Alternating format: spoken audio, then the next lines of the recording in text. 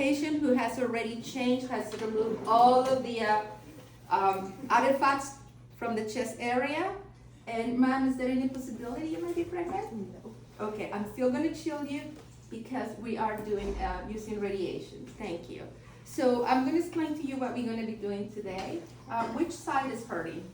It's the left side. Is it in the front or in the back? I'll do it in the front. In the front area, very good. So the procedure is going to be taking quite a few images. You're going to be having around 7 or so, most, give and take. So I'm going to start off by giving you a shield. Have you ever used this before? Yes, I have. Okay, so we're going to put this in the back. And I'm going to go get a cassette for you. So we need a 14 by 17 here.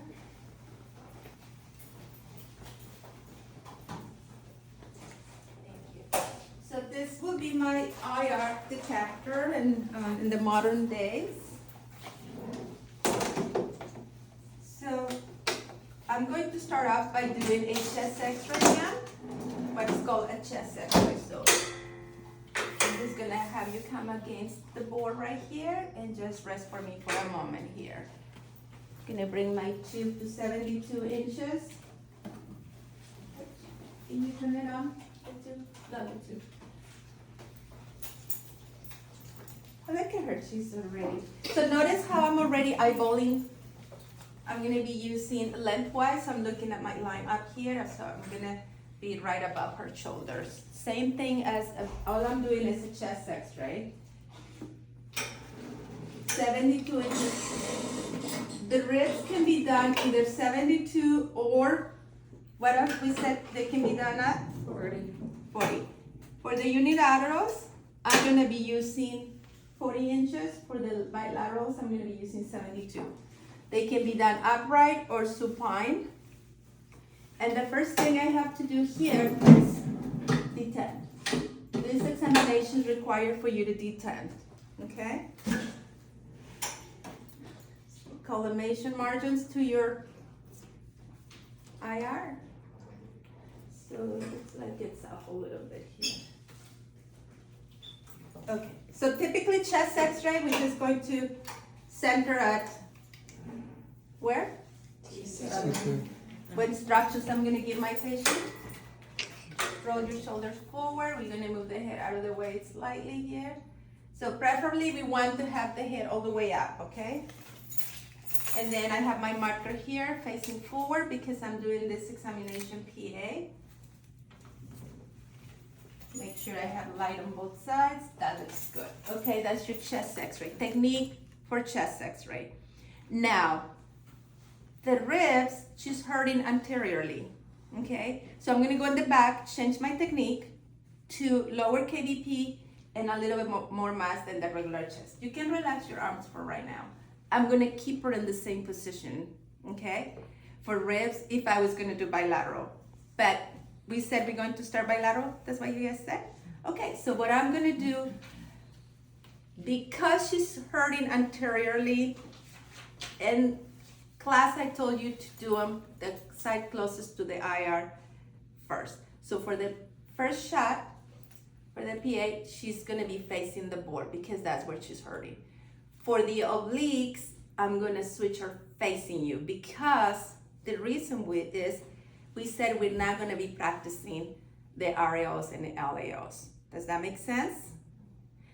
Okay, can we switch your, so I don't confuse them, can I switch your pain to the back? Yes. So this way, we switch it, she just recollected, that's actually the back.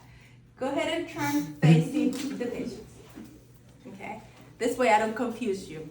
But in clinic, that's what I will do, all PAs. So her pain is in the back and we're doing it, it's all across the back. So we're gonna be doing exactly like a chest AP, facing the board, the tube. Positioning is gonna be the same. Center ray horizontal, patient aligned to the MSP here. Center ray right at T7, entering right at T7, and right there. Shoulders out of the way. Marker placement, which side now is next to me? Right side, correct? Put a right side marker right here. So the main difference will be my technique. The main difference will be my technique. And we said I'm doing bilateral at 72. So when you adjust your technique, you have to take into account your SID. Okay? So you have to increase your mass about 3 times more than what you will do if you were at 40. Does that make sense? Because normally we can push those x-rays with increasing kVp to give it more punching power to the exposure. But not here, because we want to keep what? Bony detail and low, high contrast. So we have to keep lower kVp, at least 80 only. Okay, so let's do 80 for her, 80 about, I don't want to say, but just guessing about 30-ish something, okay, because it's a 72, okay? So this is my first exposure. Now, I'm doing upper ribs right now. What will that be my centering?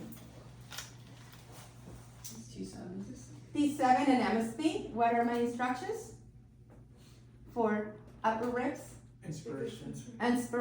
So take a deep breath in, hold it, expose. Now, I didn't get all the ribs on my first image, so I'm gonna do the lowers, okay? For that, I always like to do upper and lowers at once because I don't wanna go with my patients back and forth, back and forth, back and forth. It's more work for you, but it's easier on the patient.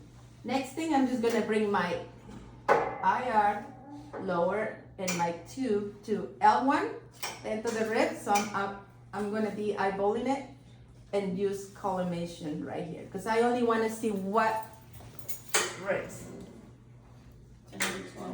10 to 12, right? And I only need a little bit of light right above the iliac crest. So I'm gonna go a little bit up high, right about there, and then bring her over more to the MSP. So the only thing I'm changing for this one is my centering.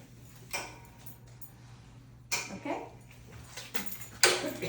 Marker will be in the lower portion of my veil.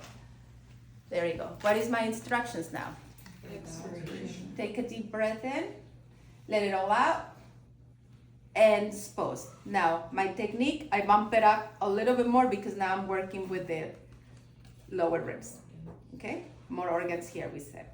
She's all done for the APs. Okay? Now, since I have her here, which one would make more sense to do right now? The which oblique?